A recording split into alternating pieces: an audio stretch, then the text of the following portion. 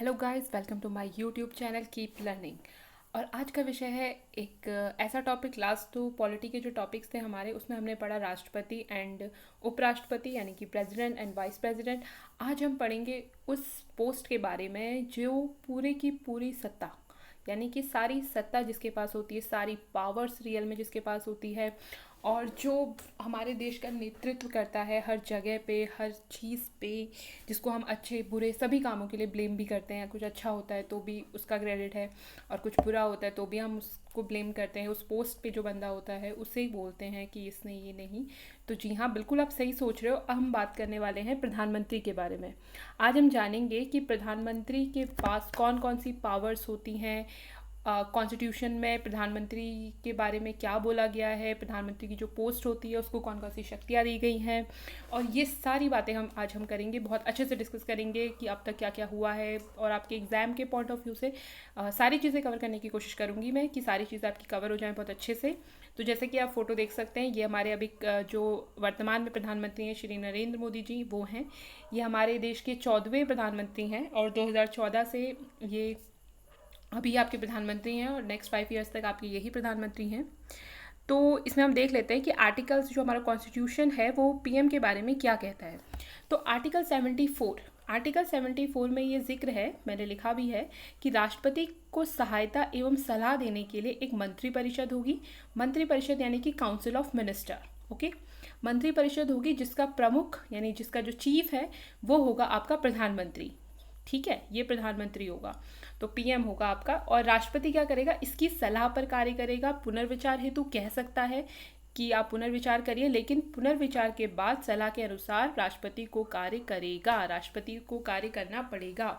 तो वैसे तो जो हमारा काउंसिल ऑफ मिनिस्टर, जो आपका ये कार्यकारिणी होती है, एग्जीक्यूटिव होती है, उसका जो प्रधान है वो राष्ट्रपति होता है, लेकिन रियल में सारी की सारी पावर किसके पास होती है, प्रधानमंत्री के पास। तो ये जो प्रधानमंत्री को आप सारी पावर यूज़ करने की पावर मिलती है, वो मिलती है आपके आर्टिकल 74 में। बाकी प्रधानमंत्री के बारे में बहुत ज़्यादा कुछ इनके बारे में दिया नहीं गया कि कैसे इलेक्शन होंगे, कैसे चुना जाएगा इनको। ये सारी चीज़ें बहुत कम दी गई हैं आपकी कॉन्स्टिट्यूशन में। तो स्टार्ट करते हैं। आर्टिकल 74 आपने देख लिया है कि इसमें बोला गया है, क्या चीज़ें देखी गई, वो आप इसको नोट कर सकते हैं पॉज करके। फिर है आर्टिकल 75। इसमें है the prime minister shall be appointed by the president and the other minister shall be appointed by the president on the advice of prime minister. It's very important, on the advice of prime minister, यानी कि prime minister को appoint कौन करेंगे, हमारे राष्ट्रपति। और जो आपकी जो काउंसिल है, जो अदर मिनिस्टर्स हैं, जिससे आपकी मंत्रिपरिषद बनती है, काउंसिल ऑफ मिनिस्टर बनती है, उनमें जितने भी मंत्री अपॉइंट होंगे उनको अपॉइंट करने वाले होंगे राष्ट्रपति, लेकिन किसकी एडवाइस पर, पीएम की एडवाइस पर। तो ऑब्वियसली पीएम जिसे बोलेगा राष्ट्रपति उसे ही अपॉइंट करेंगे। ठीक है, उन्हें करना पड़ेगा उसे अपॉइंट। ठीक है, फिर है कि संविधान में आपके प्रधानमंत्री के निर्वाचन, उसकी नियुक्ति के लिए कोई विशेष प्रक्रिया नहीं दी गई है। मतलब ऐसा कुछ नहीं दिया है कि आप ऐसे इलेक्शन करो, ऐसे उसकी नियुक्ति करो, ऐसा कुछ भी हमारे संविधान में नहीं दिया गया है। जैसा कि आप हमारा कॉन्स्टिट्यूशन प्रेसिडेंट और वाइस प्रेसिडेंट के इलेक्शन के बारे में बताता है कि ऐसे ऐसे आपको इलेक्ट करना है उसे, लेकिन पीएम के बारे में वो ऐसा इस प्रकार का इलेक्शन कुछ भी नहीं बताता। ठीक है, इसमें क्या होता है कि कोई विशेष प्रक्रिया नहीं है, लेकिन अब तक जैसा होता है वो ऐसा होता हुआ है कि लोकसभा में जिस दल को बहुमत मिलता है उसका जो भी नेता होता है उसे पीएम नियुक्त कर दिया जाता है। ठीक है, अब देखो कुछ स्पेशल कंडीशन भी होती है कि कई बार क्या होता है कि जो हमारे जितनी भी पार्टीज होती हैं, किसी को स्पष्ट बहुमत नहीं मिलता। स्पष्ट बहुमत का मतलब है कि क्लियर मेजॉरिटी नहीं मिलती किसी को भी। ठीक है, या पीएम की अचानक मृत्यु हो जाए, पीएम अपने 5 साल कार्यकाल करने से पहले ही उसकी डेथ हो जाए, तो इन दोनों कंडीशंस में क्या राष्ट्रपति क्या कर सकता है, किसी को भी पीएम चुन सकता है। ठीक है, किसी को भी पीएम चुन सकता है, लेकिन उसे 1 माह के अंदर सदन में विश्वास मत हासिल करना होगा। ठीक है, तो ज़रूरी नहीं है कि विश्वास मत जो पीएम बन रहा है उसके पास पहले से ही हो, उसे पीएम अपॉइंट करके उसके बाद भी विश्वास मत हासिल किया जा सकता है। अब देखो ऐसा कब हुआ है, ये जो स्पेशल कंडीशंस है वो कब कब आई हैं। तो ये स्पेशल कंडीशन आई थी आपकी सबसे पहली बार 1979 में, जब आपके जो तत्कालीन उस समय के प्रेसिडेंट थे नीलम संजीव रेड्डी, और जनता पार्टी की जो गवर्नमेंट थी उसका पतन हो गया, यानी कि वो जनता सरकार गिर गई, जनता पार्टी की गवर्नमेंट गिर गई। तो उस समय क्या किया गया, जो गठबंधन दल के नेता थे चौधरी चरण सिंह, उन्हें पीएम नियुक्त कर दिया राष्ट्रपति ने। ठीक है, तो ऐसा वो कर सकते हैं, ऐसी पावर होती है उनके पास। और 1984 में क्या हुआ था, जब इंदिरा गांधी की डेथ हो गई तो इंदिरा गांधी का कोई उत्तराधिकारी एज सच कोई मतलब ऐसा कोई था नहीं, कि ऐसा सोचा नहीं था उन्होंने कि ऐसा भी कुछ हो सकता है, इंदिरा गांधी जी की हत्या हो जाए तो कौन उनका पदभार संभालेगा टाइप। तो उसमें क्या हुआ, उस समय राष्ट्रपति ने अपने विवेक से, जो राजीव गांधी हैं, उन्हें क्या किया, पीएम नियुक्त कर दिया। हालांकि बाद में फिर राजीव गांधी ने बहुमत हासिल कर लिया। ठीक है, और सर जो कांग्रेस दल का नेता, कांग्रेस संसदीय दल था, उसने सर्वसम्मति से उसे अपना नेता चुन लिया। तो इस प्रकार क्या कर सकता है कि या तो हाँ, तो ये चीज़ें हैं कि अगर मान लो कि अगर जैसे कोई बहुमत में जो दल है उसकी प्रधानमंत्री की डेथ हो जाती है अचानक से, और अगर उनके पास कोई नेता नहीं है, वो लोग नहीं डिसाइड कर पा रहे हैं, तो राष्ट्रपति के पास पावर है कि वो किसी को भी बना दे। ठीक है, लेकिन अगर बहुमत दल के पास वो अपना नेता किसी को चुन लेते हैं तो वो क्या करेंगे, जैसे कि मान लो इंदिरा गांधी जी की डेथ हो गई, अगर कांग्रेस वालों ने राजीव गांधी के अलावा किसी और को चुन लिया होता तो फिर राष्ट्रपति उसे नेता नियुक्त कर देते। ठीक है, तो वही बात है कि बहुमत पे डिपेंड करती है सारी चीज़ें, प्रधानमंत्री पे। जिसका पास बहुमत होगा उसे प्रधानमंत्री बना दिया जाएगा, उस दल के नेता को मेजॉरिटी के साथ। उसके बाद क्या हुआ, 1980 में 1980 में आपका क्या हुआ, दिल्ली हाई कोर्ट की एक वर्डिक्ट आई कि उन्होंने कहा कि अकॉर्डिंग टू कॉन्स्टिट्यूशन, देखो जो कॉन्स्टिट्यूशन है हमारा, उसकी व्याख्या करने का अधिकार हमारे कोर्ट के पास है। जो सुप्रीम कोर्ट होते हैं उनके पास ही ये अधिकार है कि वो क्या कर सकते हैं, कॉन्स्टिट्यूशन की व्याख्या कर सकते हैं कि कॉन्स्टिट्यूशन में जो चीज़ें आपको आर्टिकल्स वगैरह दी गई हैं वो कैसे उसे अप्लाई किया जाएगा, क्या क्या चीज़ें हैं उनमें, ये सब का अधिकार होता है कॉन्स्टिट्यूशन के पास। ये भी चीज़ याद रखना। तो दिल्ली हाई कोर्ट ने ये 1980 में अपना वर्डिक्ट दिया कि अकॉर्डिंग टू कॉन्स्टिट्यूशन आवश्यक नहीं है कि पीएम की नियुक्ति से पहले ही लोकसभा में वो अपना बहुमत सिद्ध करे। वो क्या कर सकता है, वो बाद में एक निश्चित टाइम पीरियड के अंदर भी मेजॉरिटी को प्रूव कर सकता है। ठीक है, अब देखो इसके कुछ एग्जाम्पल्स हैं, जिन लोगों ने प्रधानमंत्री जिनको पहले नियुक्त कर दिया गया उसके बाद उन्होंने अपनी मेजॉरिटी प्रूव करी, यानी बहुमत विश्वास मत प्राप्त किया उसके बाद। तो इनमें आपके 1979 में चरण सिंह, वीपी सिंह, 1989 चंद्रशेखर, 1990 पीवी नरसिम्हा राव, 1991 अटल बिहारी वाजपेयी, 1996 फिर इनकी ये बहुमत प्राप्त वो शायद प्रूफ नहीं कर पाते, आई थिंक ऐसे ही कुछ हुआ था। फिर एच डी देवगौड़ा को बना देते हैं। फिर आई के गुजराल 1997, फिर अगेन 1998 में फिर से अटल बिहारी वाजपेयी जी। तो ऐसा भी होता है कि ज़रूरी नहीं है कि जो प्रधानमंत्री है वो पहले ही अपना बहुमत सिद्ध करे, पीएम नियुक्त करने के बाद भी उसे एक टाइम पीरियड के अंदर अपनी मेजॉरिटी प्रूफ करनी होती है। ठीक है, और ये टाइम पीरियड आपके वही देते हैं, प्रेसिडेंट करेंगे ये सबका डिसीजन। उसके बाद है कि if any member is not a member of any house, अगर किसी ऐसे व्यक्ति को पीएम बना दे, जो बहुमत दल है वो किसी एक ऐसे व्यक्ति को नेता अपना चुन लेता है जो न तो लोकसभा का मेंबर है न ही वो राज्यसभा का मेंबर है, तो उसे भी एज अ पीएम अपॉइंट किया जा सकता है। लेकिन ये याद रखना, लेकिन एक कंडीशन है, वो कंडीशन ये है कि 6 मंथ के अंदर अंदर उसे या तो लोकसभा या राज्यसभा दोनों में से किसी एक सदन का सदस्य बनना पड़ता है। अगर वो इन दोनों में से किसी एक सदन का सदस्य नहीं बन पाता 6 महीनों के अंदर अंदर, तो फिर उसको रिज़ाइन देना पड़ेगा, फिर उसे पीएम के पोस्ट से हटा दिया जाएगा। ठीक है, तो ऐसे कुछ हैं आपके 3 पीएम हमारे ऐसे रहे हैं जो कि लोकसभा के ना होकर राज्यसभा के मेंबर थे, जैसे कि आपकी इंदिरा गांधी, देवगौड़ा, एच डी देवगौड़ा जी और आपके मनमोहन सिंह जी। ठीक है, फिर है आपके इनको शपथ कौन दिलाता है, तो शपथ प्रधानमंत्री को हमारे राष्ट्रपति दिलाते हैं और त्यागपत्र भी ये राष्ट्रपति को ही देते हैं। वेतन वगैरह इन्हें जो वेतन एक सांसद को मिलता है वही वेतन इन्हें भी मिलता है।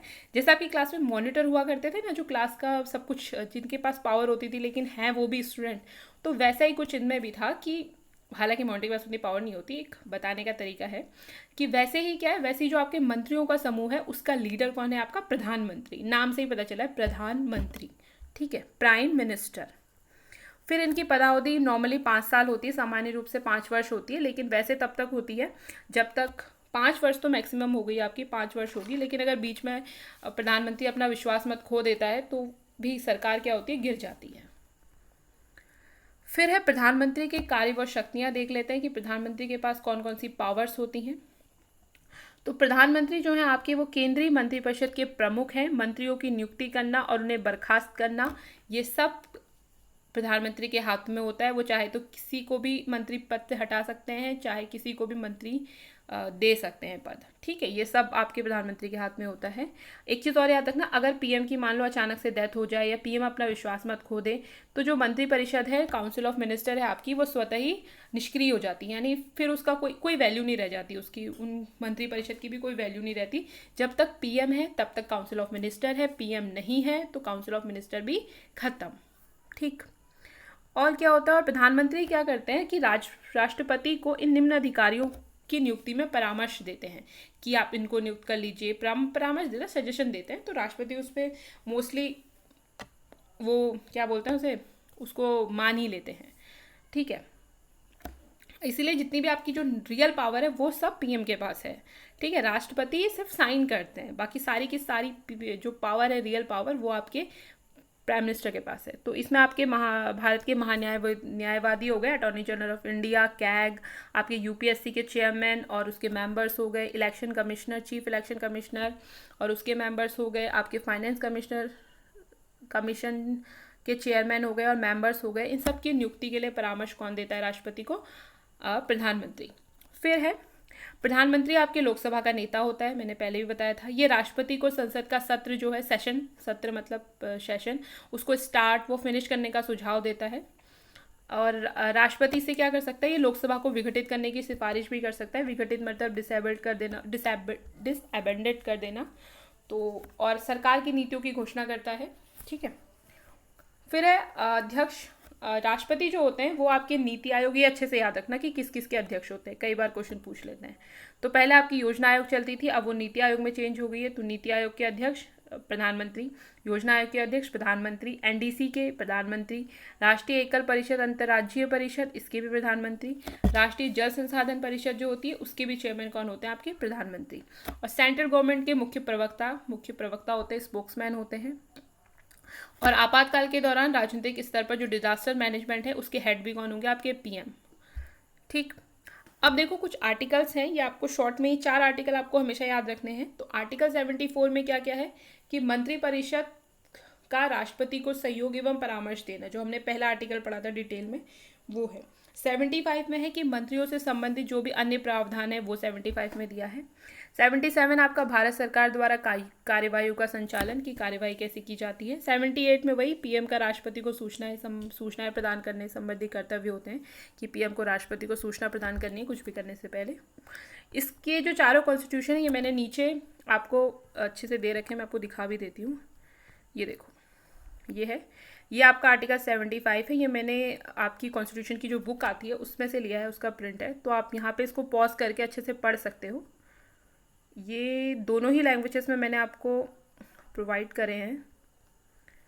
ये हो गया आपका इंग्लिश का, तो आप यहाँ पे वीडियो पॉज कर लीजिए और उसको आप अच्छे से पढ़ सकते हो। ये है आपका आर्टिकल 74।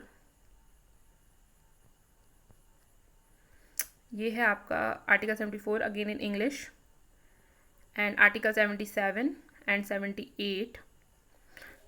इसमें राष्ट्रपति को जानकारी देने संबंधी आदि कार्यों में प्रधानमंत्री का कर्तव्य, कि उसका कर्तव्य होता है कि वो विषय प्रस्थापना मंत्रिपरिषद सभी विनिश्चय राष्ट्रपति को सूचित करे, सब कुछ करे।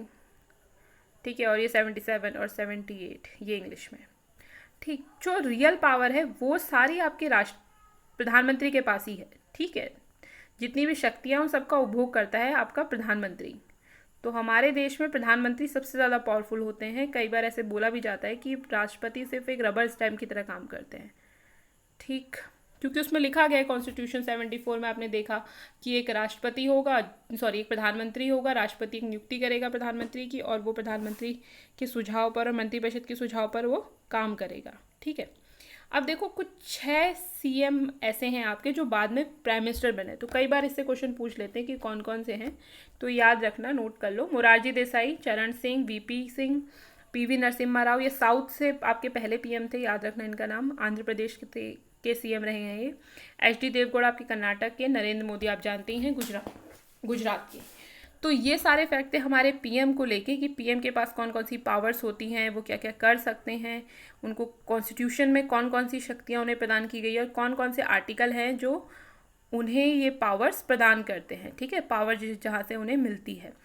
तो ये सारी चीज़ें आप अच्छे से इस वीडियो को अच्छे से देखिए, और अगर कोई भी क्वेश्चंस हैं तो वो आप मुझे नीचे कमेंट में पूछ सकते हैं। Thanks for watching and keep learning.